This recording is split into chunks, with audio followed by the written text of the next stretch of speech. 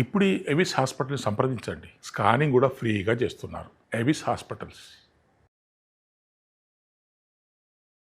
నమస్తే అమ్మా. నమస్తే తల్లి. ఆడవాళ్ళకి ప్రీతికరమైన మాసాల్లో శ్రావణ మాసం ఒకటి, కార్తీక మాసం ఒకటి. అవునమ్మా. ఇక ఆషాఢం అయిపోయిన తర్వాత శ్రావణ మాసం రానే వచ్చేస్తుంది కాబట్టి అదే శ్రావణ మాసంలో ఏ డేస్ చాలా ముఖ్యమైన డేస్. శ్రావణ మాసంలో ప్రతిదీ ముఖ్యమైన రోజే. అయితే వ్రతాలు నోములు ప్రత్యేకంగా చేసుకోవాల్సిన రోజులు ఉన్నాయి కాబట్టి అవన్నీ ఎప్పుడో ఒక లిస్ట్ మనం ఇస్తే ఈ వీడియో సేవ్ చేసుకొని మహిళలందరూ ఆ లిస్ట్ ని ఫాలో అయిపోతూ ఉంటారు. అమ్మో, క్యాలెండర్ చూడకుండా సుఖం అన్నమాట. సుఖం ఏం లేదమ్మా, శ్రావణ మాసంలో సోమవారాలు. ఈ సంవత్సరం శ్రావణ మాసం మనకి జూలై 25 శుక్రవారం ప్రారంభం అవుతోంది. శ్రావణ మాసం ఎంత శుభమో చూసారా. మరి శుక్రవారంతోనే మొదలైంది. అంటే ఈ సంవత్సరం ఎన్ని శుక్రవారాలు వచ్చాయి?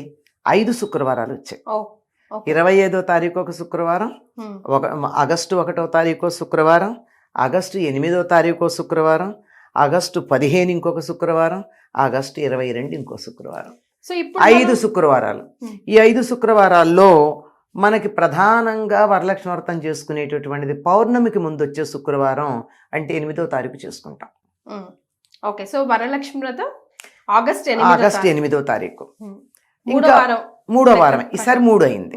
అదే శనివారము ఆదివారం వచ్చింది అనుకో శ్రావణ మాసం, అప్పుడు 2వ వారమే వస్తుంది. ఎవరికన్నా కానీ ఈ ఆగస్టు 8వ తారీఖు చేసుకోవడం వీలు కాలేదనుకోండి, అందరికి వీలవుతుందని నమ్మకం లేదు కదా, అవ్వదు కదా. అట్లాంటప్పుడు 1వ తారీఖు చేసుకోవచ్చు, లేకపోతే మళ్ళీ 15వ తారీఖు చేసుకోవచ్చు. అసలు చేసుకోలేరు 15వ తారీఖు. పిల్లలు ఆగస్టు 15 అటు ఇటు వెళ్ళడం, మనకి అమృతోత్సవం పూర్తయిపోయినటువంటి సందర్భం, ఇదంతా చాలా ఇదిగానే ఉంటుంది, హడావుడిగానే ఉంటుంది. అది లేదంటే 22 కూడా చేసుకోవచ్చు.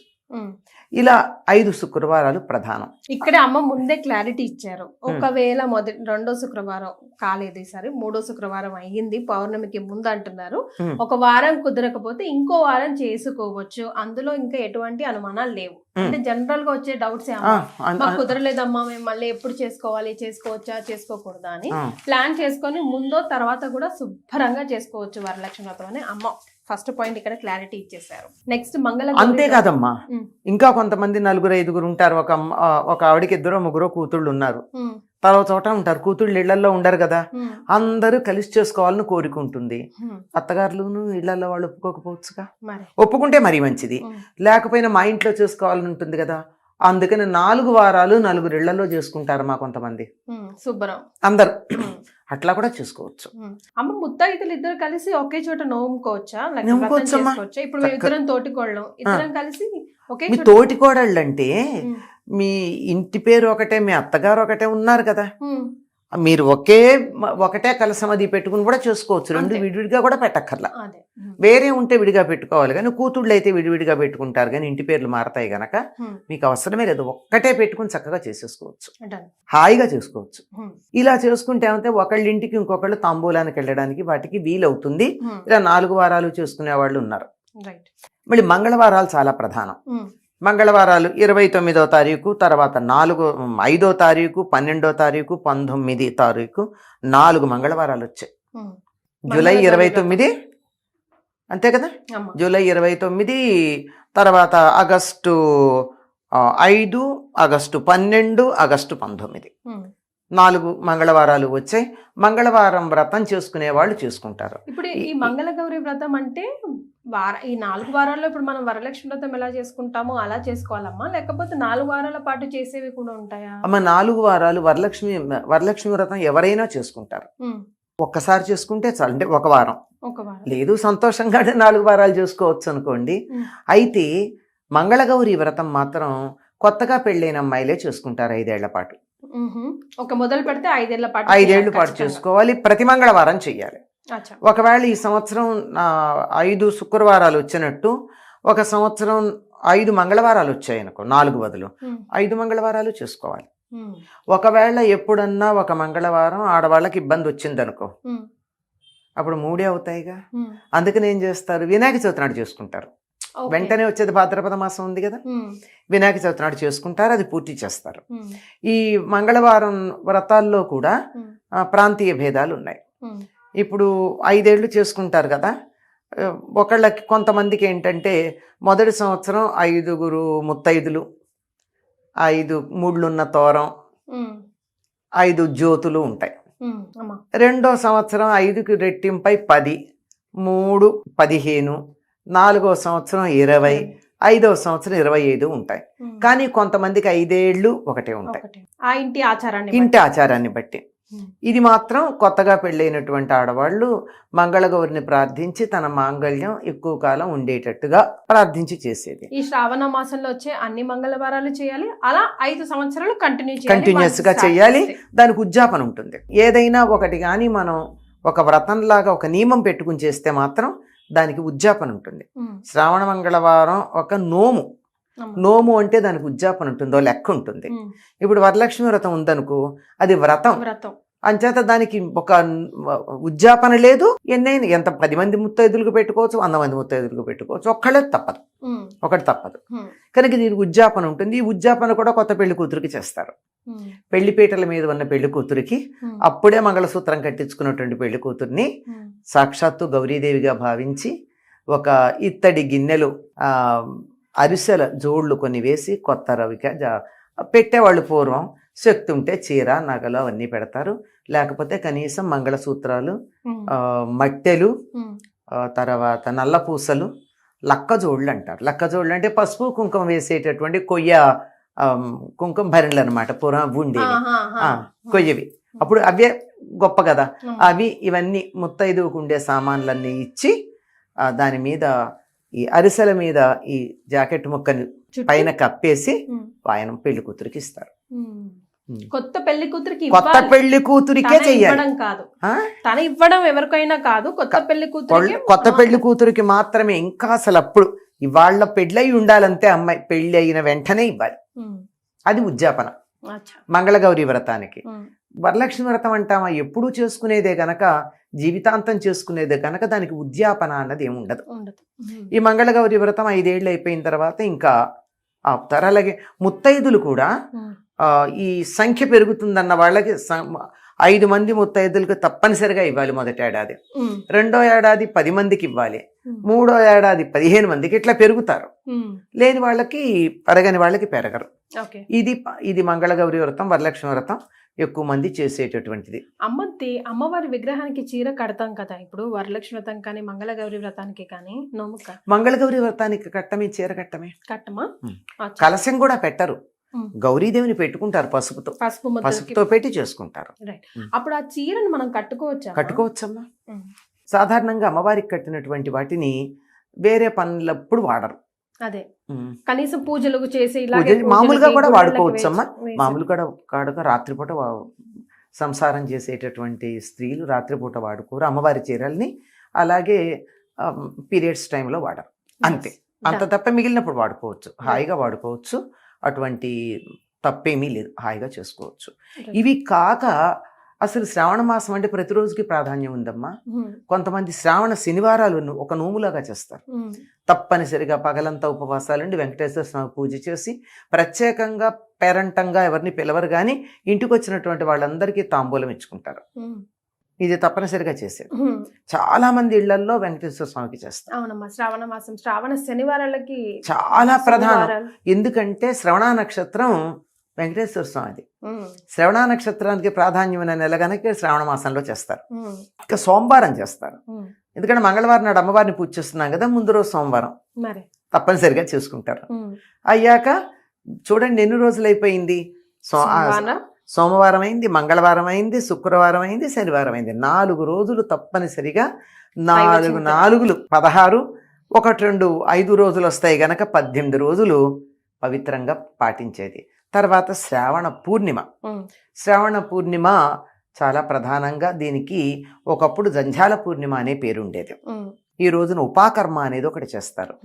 అంటే అంతకుముందు శనివారం 9వ తారీఖు ఆ రోజున ఏంటంటే ఉపాకర్మ చేస్తారు. అంతకుముందు ఒడుగైనటువంటి పిల్లలు ఉంటారు కదా, ఆ ఒడుగైనటువంటి పిల్లలకి ఆ చిన్న జంజం, దానికి ముంజు ఉంటుంది, ముంజు అంటారు. చిన్న జింక చర్మం ఒకటి చిన్నది పెడతారు దానికి. దాని ఇంటే ఉంటుంది, చిన్న జంజం ఉంటుంది ఒడుగు అయినప్పుడు. ఇప్పుడు దాన్ని తీసేస్తారు. ఓకే. తీసి మామూలుగా ఉండేటటువంటి మామూలు మూడులు ఉన్నటువంటి 3 పోగుల జంధ్యం వేస్తారు. అందుకేనా జంధ్యాల పూర్ణిమ అని కూడా అంటారా? జంధ్యాల పూర్ణిమ అంటారు. ఇది ఉపాకర్మ చేయడంతో పాటుగా సంవత్సరంలో జంధ్యం వేసుకునే వాళ్ళందరూ కూడా పాత జంధ్యం తీసి కొత్త జంధ్యం వేసుకుంటారు. అచ్చా. ఎందుకంటే నూలుది కదా, తడికి పొడికి స్నానం చేసినప్పుడల్లా తడి అవుతుంది. ఎప్పుడో ఒకప్పుడు ఆ దారపోగులు విడిపోయే ప్రమాదం ఉంది. అంచేత బాగుండగానే దానికి ఒక మంత్రం ఉంది. ఆ మంత్రంతో ముందు ఇది వేసుకుని కొత్తది, తర్వాత పాతది తీస్తారు. అందుకని దీనికి జంధ్యాల పూర్ణిమ అని పేరు. రాఖీ పూర్ణిమ. దీన్ని రాఖీ పూర్ణిమ అని కూడా అంటారు. రాఖీ పూర్ణిమని ఎందుకంటారంటే ఇది ఎక్కువ ఉత్తర దేశంలో అలవాటమా, మనకు కొంచెం తక్కువే. రాను రాను మనం కూడా దీన్ని అలవాటు చేసుకున్నాం. మంచిదే కదమ్మా, మంచిదే, తప్పేం లేదు, మంచిదే, తప్పేమీ లేదు. అదే అంటున్నా. దీన్ని రక్షాబంధనం అంటారు. రాఖీ అనేది రక్ష నుంచి వచ్చింది. ఈ రక్షాబంధనం ఏమిటంటే ఒకళ్ళకొళ్ళు కట్టుకుంటారు. నేను నీకు రక్షగా ఉంటాను అని చెప్పుకుంటూ కట్టుకునేది. మనకు ఎట్లా అలవాటైందంటే అన్నదమ్ములు అక్క చెల్లెళ్ళు వీళ్ళ మధ్య ఉంది కానీ నిజానికి అందరూ ఒకళ్ళకొళ్ళు కట్టుకుంటారు. పూర్వకాలం దేవాలయాల్లో ఉండేవి, పెట్టేవారు. ఎవరికైతే ఈ యజ్ఞోపవీతం ఉండదు, అందరికి యజ్ఞోపవీతం ఉండదు కదా జంధ్యం అన్నది. అది లేనటువంటి వాళ్ళకి ఏంటంటే దేవాలయానికి వెడితే అర్చకుడు పూజ చేసి ఇచ్చి చేతికి కడతాడు. చాలా మంది చేతులకు చూడండి, మీకు కాషాయ రంగులో చిన్నది ఒకటి ఉంటుంది, తాడు ఇక్కడ కట్టేది. అది వాళ్ళ దేవాలయంలో అర్చకుడు కట్టడమే కాకుండా ఒకళ్ళకొకళ్ళు శ్రేయోభిలాషులు అయినటువంటి వాళ్ళు, నేను నీకు కట్టచ్చు, నీ శ్రేయస్సు నేను చూస్తానమ్మా, నీ మంచి చెడ్లని నువ్వు నాకు కట్టచ్చు, అట్లా పరస్పరం కట్టుకునేటటువంటి రక్షాబంధనం ఉత్తర దేశంలో కొన్ని కారణాలుగా ఆడవాళ్ళు అక్క చెల్లెళ్ళు అన్నదమ్ములకు కట్టడంగానే ఉండిపోయింది. కానీ శచీదేవి ఇంద్రుడికి కట్టిందిట, అది అక్క చెల్లెళ్ళు కారుగా, వాళ్ళు కారు కదా.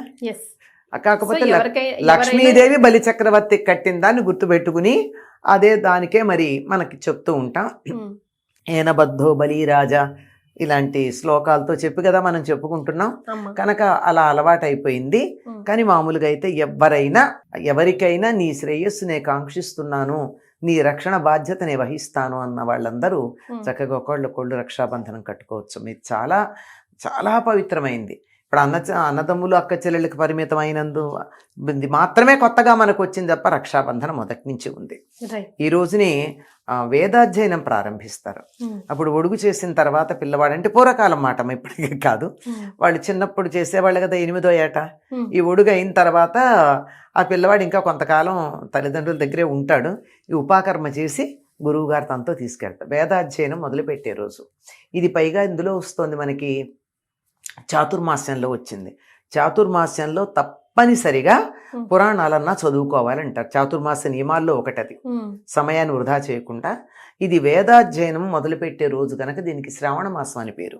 శ్రావణం అంటే శ్రవణానికి సంబంధించింది. శ్రవణం అంటే వినడం. వేదం వింటేనే వస్తుంది, పుస్తకాలు చదివితే రాదు. ఎక్కడ ఉదాత్తం అనుదాత్తం స్ఫరితం ఎక్కడ ఉండాలో, ఎక్కడ దీర్ఘం ఉండాలో, ఎక్కడ హ్రస్వం ఉండాలో, ఉచ్చారణ స్పష్టంగా ఉండాలంటే గురువు నోటితో అంటూ ఉంటే శిష్యుడు జాగ్రత్తగా వింటేనే వస్తుంది, లేకపోతే రాదు. శ్రవణానికి ప్రాధాన్యం ఉన్నది. లేకపోతే మనం వింటున్నాం కదా, లలితా సహస్రనామాలే ఎక్కడ విరవాలో తెలియకుండా రాముని తోకలాగా విరవడం. మనం వినాలి. ఇప్పుడు మేము విని నేర్చుకున్నాం అంటారు కానీ వినేటప్పుడు వీళ్ళు అనకుండా పుస్తకం చూస్తూ చెవితో వింటూ పుస్తకంలో చూస్తూ ఉంటే అప్పుడు సరిగ్గా వస్తుంది. అంతే కదా. కానీ ముందా అసలు నోటికి రాకుండానే ఆ వింటున్నామంటూ చదివేస్తూ ఉంటారు.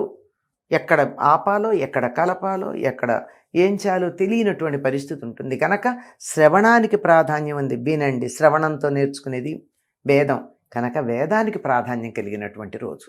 ఇవన్నీ అయిన తర్వాత ఇంకో చాలా పెద్ద విశేషం ఉందండో. ఇది వేదానికి ప్రాధాన్యం ఉండడానికి కారణం కూడా హయగ్రీవుణ్ణి హయగ్రీవ రూపంలో హయగ్రీవ రాక్షసుని సంహరించి వేదాలను ఉద్ధరించినట్టు రోజుగా చెప్తారు దీన్ని. అదే ఇంకా ఇంకో ప్రధానమైనది ఏమిటి ఉందంటే బహుళ అష్టమి. బహుళ అష్టమి, శ్రావణ బహుళ అష్టమి, శ్రీకృష్ణ పరమాత్మ అవతరించినటువంటి రోజు కృష్ణాష్టమి. కృష్ణాష్టమి ఎప్పుడు వస్తుందమ్మా? ఆగస్టు 16వ తారీఖు. ఓకే. వరుసగా సెలవులు చూసారా, 15, 16, 17. అవును కదమ్మా, సూపర్. అంటే మనకేముందంటే సెలవులు వచ్చాయంటే అసలు పండగే లేకుండా పోతుంది. హడావుడి తగ్గుతుందంట మెల్లిగా. కాదు ఊళ్ళు ఎడదాము మరోటి చేద్దాం అని సంబరాల్లో ఉంటాం. అమ్మో ఇవన్నీ పెద్ద పండుగలు కదమ్మా. పెద్ద పండుగలు కదా. ఆగస్టు 15 శుక్రవారం బుడిబుడి అడుకలేస్తూ వేసుకుంటే ఇంట్లోకి రావాలి కదా. కృష్ణాష్టమి 16వ తారీఖు అమ్మ, ఓకే. ఆగస్టు 16. ఆ రోజు చేసేటటువంటి ప్రత్యేకమైనటువంటి పూజలు ఉంటాయి, కృష్ణుని ప్రార్థించుకోవడం ఉంటుంది. ఇలా శ్రావణ మాసం అంతా విశేషాలే. ఇంకొకటి శ్రావణ శుద్ధ పంచమిని నాగపంచమి అని ఉత్తర దేశం వాళ్ళు చేసుకుంటారు. మన దగ్గర తక్కువమ్మ. మనం కార్తీక మాసంలో నాగుల చవితి చేసుకుంటాం, వీళ్ళు మాత్రం నాగపంచమి చేస్తారు. అంటే ఎప్పుడో ఒకప్పుడు చేసుకోవడం అందరికీ అలవాటే గనక ఏదో ఒక సందర్భంలో తెలంగాణ జిల్లాలో కూడా ఈ నాగుల పంచమి ఎక్కువ చేస్తారు అనుకుంటానమ్మా. కొద్దిమంది మహారాష్ట్ర ఆ ప్రభావం ఉన్నటువంటి వాళ్ళు చేస్తారు, మహారాష్ట్ర ప్రభావం ఉన్న వాళ్ళు చేస్తారు. అది అలాగే ఇటు పక్కకు గనక వెళ్ళినట్టయితే ఒరియా ప్రభావం ఉన్న వాళ్ళు కూడా చేస్తారు. తెలుగు వాళ్ళందరూ మాత్రం నాగుల చవితి చేస్తాము. తర్వాత ఇంకా సుబ్రహ్మణ్య షష్ఠి కూడా చేస్తాం. ఈ సుబ్రహ్మణ్య షష్ఠి చాలా విశేషంగా తమిళనాడులో చేస్తారు, గోదావరి జిల్లాలో బాగా చేస్తారు. సుబ్రహ్మణ్య షష్ఠి ఎప్పుడు వస్తుంది? అది కూడా మార్గశిర మాసంలో వస్తుంది. అది మార్గశిర మాసంలో వస్తుంది. పైగా సుబ్రహ్మణ్య షష్ఠి అనం మనం దాన్ని సుబ్బారాయుడు షష్ఠి అంటూ ఉంటాం. చూచి వద్దాను రండి, మన వారింటో పెళ్ళి మళ్ళీ వద్దాను రండి అని చెప్పి మనం వీటి ఆడతాం కదా చెమ్మ చెక్క వాటిల్లో. అలా పాటల్లో పెట్టేసి మర్చిపోకుండా చేస్తామమ్మా. చాలా విశేషంగా అత్తిలి అనే గ్రామంలో చేస్తారమ్మా. అప్పుడు పట్టణమే అయింది, అది చెప్పలేము. అక్కడ సుబ్రహ్మణ్య స్వామి అవతరించినటువంటి రోజు, అత్రి మహర్షి తపస్సు చేసినటువంటి ప్రదేశం. అసలు అక్కడ 3 రోజులు చేస్తారు. ఎంత బాగా చేస్తారంటే ఎక్కడెక్కడి నుంచి రకరకాల కళాకారులు, బుట్ట బొమ్మలను ఎప్పుడు మీరు వినుండరు. బుట్ట బొమ్మలను ఏవని ఇవని అసలు చెప్పలేము, అంత అద్భుతంగా జరుగుతుంది. చాలా బాగా జరుగుతుంది. సోమవారాలు, మంగళవారాలు, శుక్రవారాలు, శనివారాలు, తర్వాత నాగుల పంచమి, జంఝాల పూర్ణిమ, ఆ తర్వాత కృష్ణాష్టమి. ఇవన్నీ కూడా చాలా విశేషంగా ఉండేటటువంటి నెలమ్మ. శ్రావణ కృష్ణ అమావాస్యని పోలాల అమావాస్య అంటారు, దీన్ని పొలాల అమావాస్య అని కూడా అంటారు. కానీ ఎక్కువ మంది ముఖ్యంగా ఆంధ్రదేశంలోను ఇటు మహారాష్ట్రలోను పోలేరమ్మ అనే అమ్మవారిని ఆరాధిస్తారు. ఈవిడ సంతానాన్ని ప్రసాదించి వారు క్షేమంగా ఉండేట్టుగా చూసే తల్లి అని విశ్వాసం. సో దాంతో శ్రావణ మాసం ఇది 23 ఆగస్టు 23. కంప్లీట్ గా దైవనామ చింతనతో దైవ పనుల్లో దైవ కార్యక్రమంలో నిమగ్నమైన నెల ఏదంటే అది నిమగ్నం అవ్వడానికి వీలైన నెల శ్రావణ మాసం. ముందుగానే రోజులు అన్నీ చెప్పేసి మమ్మల్ని అందరినీ ప్రిపేర్ చేసేందుకు ధన్యవాదాలమ్మా. సంతోషం అమ్మా. అందరూ అటు శ్రీనివాసుడు, ఆయన భార్య లక్ష్మీదేవి, ఆవిడ సోదరి అమ్మవారు మంగళగౌరి, ఆవిడ భర్త అంటే శ్రీనివాసుడికి బావమరుదైనటువంటి శివుడు, అందరి అనుగ్రహం మన మీద పరిపూర్ణంగా ఉండాలి ఈ శ్రావణ మాసంలో అని కోరుకుంటున్నాను. ధన్యవాదాలు.